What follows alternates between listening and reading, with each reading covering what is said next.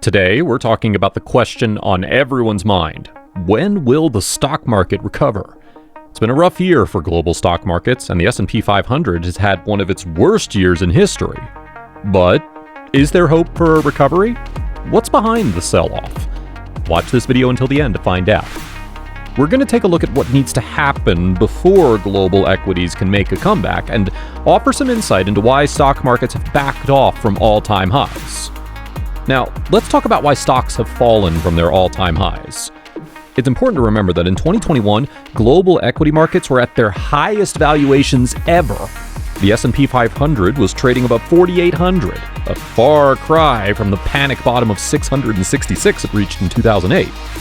But despite the incredible growth we've seen in the stock market over the past decade, there have been some ups and downs along the way. As of now, the S&P 500 is trading above 4,000, which is still considered a high valuation by historical standards. But if you bought in at all-time highs in 2021, you may face mark-to-market losses, which is never a good feeling. So, when can we expect the stock market to recover? It's hard to say for certain, but we can look at past economic conditions for some clues. In the 1980s, similar conditions created low and then high stock prices, which could indicate a huge rally coming in the future. But ultimately, it's a waiting game.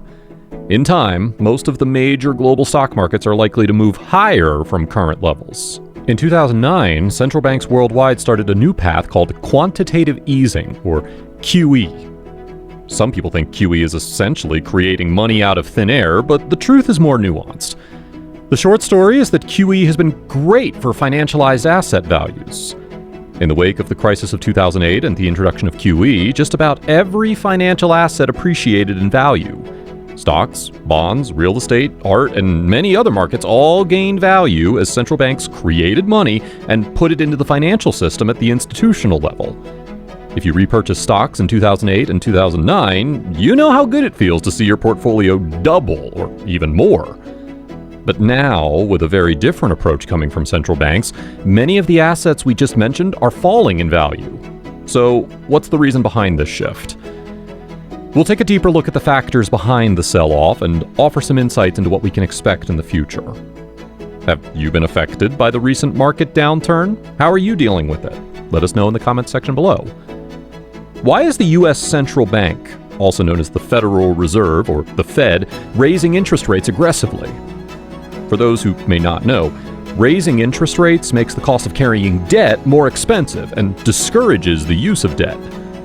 The last time anything similar happened was in the early 1980s, when then Fed Chief Paul Volcker ramped interest rates up into the double digits, causing a severe global recession. So, why is the Fed following the same path today? The answer's simple: inflation. Both in the US and globally, inflation is currently at a very high level. Just like in the late 1970s and early 1980s, the dollar is rising in value, and there are several economic consequences as a result. One such consequence is lower stock prices. But what does this mean for you and your investments? We'll delve deeper into the interest rate question and explore the potential impacts on the stock market and the economy as a whole. Have you noticed the effects of rising interest rates on your investments? Let us know in the comments section below. It's no secret that the COVID-19 pandemic severely restricted economic activity around the world. And even though many countries are open again, the effects of lockdowns are still being felt. Combine that with aggressive central bank tightening, and the global economy is struggling to keep up. In September of 2022, FedEx warned of a slowing global economy, and its shares fell by more than 15%. While the shares recovered from their lows after the announcement, they have yet to reclaim their trading levels in August of 2022. In fact, FedEx stock has fallen by nearly $100 from its all-time highs in 2021, which is a trend we're seeing across many major companies trading in U.S. stock markets. The technology sector has been hit especially hard, with popular tech stocks like Meta and Netflix facing significant selling pressure. But it's not just the stock market that's feeling the effects of the slowing economy. Inflation is still hot, despite a string of powerful rate increases from central banks across the globe. Until inflation drops to levels that align with central bank mandates, we can expect to see more rate increases. Before 2021, the U.S. Consumer Price Index, or CPI, was below 3% per year. While the CPI isn't a complete measure of inflation, it does give us an idea of the level of inflation that consumers are used to. In 2021, the CPI was nearly 5%, and it's likely to be higher than 7% in 2022. The Fed has a dual mandate, and one aspect of that mandate is to keep inflation low. So what does all this mean for the stock market? While stock markets can increase in inflationary environments, they're less likely to do so when central banks remove liquidity from the overall economy. Right now, the Fed and other central banks are targeting inflation with higher interest rates, which is a major obstacle for global stock markets. As we all know, any market thrives on liquidity, and the stock market is no exception. In almost every case, more liquidity entering a market means higher prices, especially if an overall increase in the money supply accompanies that liquidity. We saw this dynamic play out after the crisis of 2008, when the flood of money created by central banks drove stock prices higher.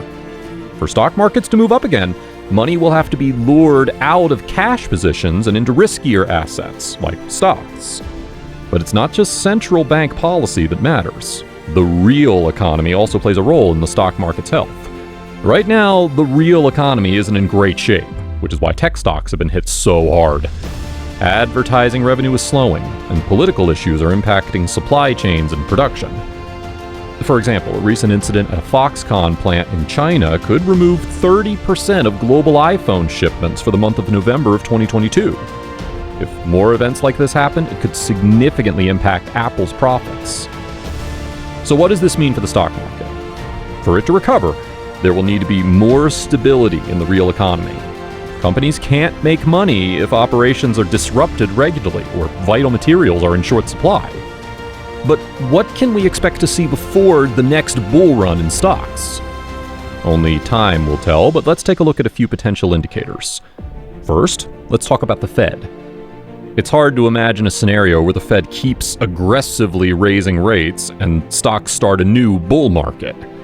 The Fed is mandated to maintain inflation at a certain level, but can raise or lower the inflation target as it sees fit.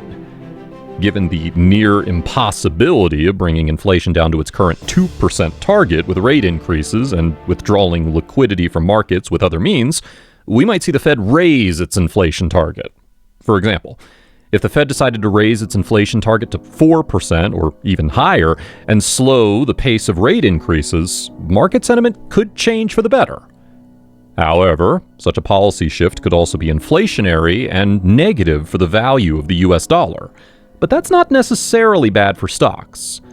One potential outcome could be increased volatility as traders and investors try to understand the long-term consequences of a structurally weaker US dollar. Regardless of the direction of the US dollar, if we see the Fed shift the level of its inflation target, it could be a sign of brighter days ahead in the equity markets. The second key factor to consider is the state of the real economy. The disruptions caused by COVID-19 have not run their course, and for companies to thrive and monetary conditions to ease, the real economy must stabilize. Global supply chains are in the process of being reorganized, and the China-led manufacturing economy that existed before COVID-19 is unlikely to return. While news from East Asia is still influencing day-to-day stock prices, companies like Foxconn and TSMC are looking outside East Asia for more stable locations. As these shifts happen, there will be buying opportunities for investors who are willing to hold shares for the long term. Thanks for watching. If you found this video helpful, be sure to give it a like, and don't forget to hit that subscribe button. And as always, we'd love to hear from you in the comments section. What do you think about the state of the global economy? Let us know your thoughts. See you at the next one.